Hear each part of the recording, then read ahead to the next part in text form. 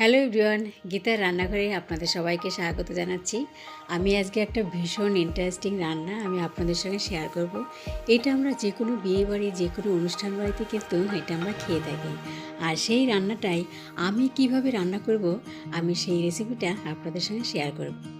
আমি আজকে রান্না করব ভেটকি মাছের পাতুরি। তার জন্য আমি এই ভেটকি মাছগুলো ভালো করে ধুয়ে পরিষ্কার করে নিয়েছি। এবার এর মধ্যে আমি স্বাদ মতো নুন আর হাফ লেবুর রস দিয়ে এটাকে আমি 10 মিনিট স্ট্যান্ডিং টাইমে রেখে দেব।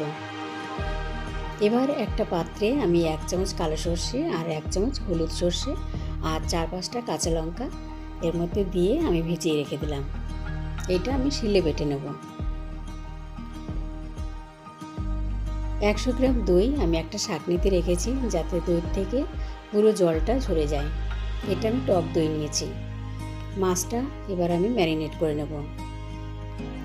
জল ঝরানো দইটাকে আমি দিয়ে দিলাম আর দিয়ে দেবো হাফ চামচ আদা বাটা, দিয়ে দিলাম সর্ষে বাটাটা, কাঁচা লঙ্কা দিয়ে যে সর্ষে বাটাটা রেখেছিলাম সেটাকে পুরোটা দিয়ে দিলাম আর স্বাদ মতো নুন দিয়ে দিলাম হাফ চামচ হলুদ গুঁড়ো আর দেব 1 চামচ লঙ্কার গুঁড়ো। এবার মশলার সাথে আমি মাছগুলো বেশ ভালোভাবে মিনিটখানেক ধরে মিশিয়ে নেব। আমরা পাতুরিতেও অনেক জায়গায় খেয়ে থাকি, নেমন্তন্ন বাড়িতে, বিয়ে বাড়িতে, যে কোনো অনুষ্ঠান বাড়িতে খেয়ে থাকি। এইটা কিন্তু বাঙালির একটা ফেভারিট একটা ডিশ। এবার এর মধ্যে আমি 2 চামচ সর্ষের তেল দিয়ে মিশিয়ে নেব। এই ম্যারিনেট অবস্থায় আমি মাছটাকে আরও 5-7 মিনিট ঢাকা দিয়ে রেখে দেব। এবার আমি কলা পাতাটাকে রেডি করে নেব। দেখুন কলা পাতাটা আমি এরকম সাইজ অনুযায়ী কেটে নিয়েছি। এবার আমি কলা পাতাটাকে একটু সেঁকে নিচ্ছি। সেঁকে নিলে পাতাটা খুব সুন্দর সফট হবে এবং যে জার্মসগুলো থাকবে সেইগুলো নষ্ট হয়ে যাবে। এবার 1 পিস মাছ আমি কলা পাতার উপরে নিয়ে নিলাম আর কিছুটা গ্রেভিও দিয়ে দিলাম। এরপর আমি একটা কাঁচা লঙ্কা এর উপরে রেখে দিচ্ছি। এবার পাতাটাকে দেখুন এইভাবে ফোল্ড করে নিতে হবে।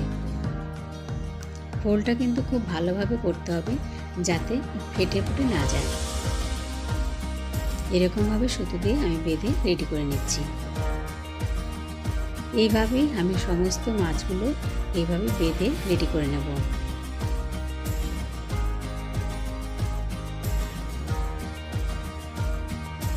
সমস্ত মাছগুলো দেখুন আমি রেডি করে নিয়েছি।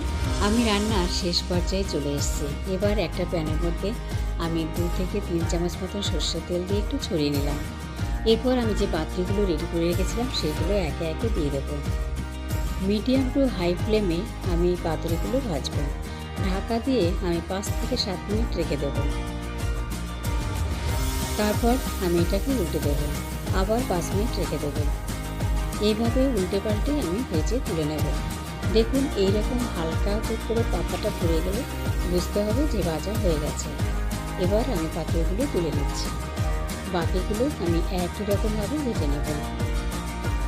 দেখুন একটা আমি আপনাদের খুলে দেখাচ্ছি যে কতটা জুসি হয়েছে। ওয়াও, এটা গরম গরম ভাত দিয়ে খেতে অসাধারণ লাগে। আপনারাও বাড়িতে বানান এবং সবাই মিলে এনজয় করুন। বন্ধুরা, আমার এই রান্নাটা কেমন হলো? যদি ভালো লাগে তাহলে চ্যানেলটাকে সাবস্ক্রাইব করে আমার চ্যানেলের নতুন বন্ধু হয়ে যাবেন। যারা আমার চ্যানেলটা সাবস্ক্রাইব করেছেন তাদেরকে অসংখ্য ধন্যবাদ। আর যারা এখনও সাবস্ক্রাইব করেনি তাদেরকে অনুরোধ করছি সাবস্ক্রাইব করে নিয়ে আমার চ্যানেলের নতুন বন্ধু হয়ে যান। আর সবাই খুব ভালো থাকবেন, সুস্থ থাকবেন। ধন্যবাদ।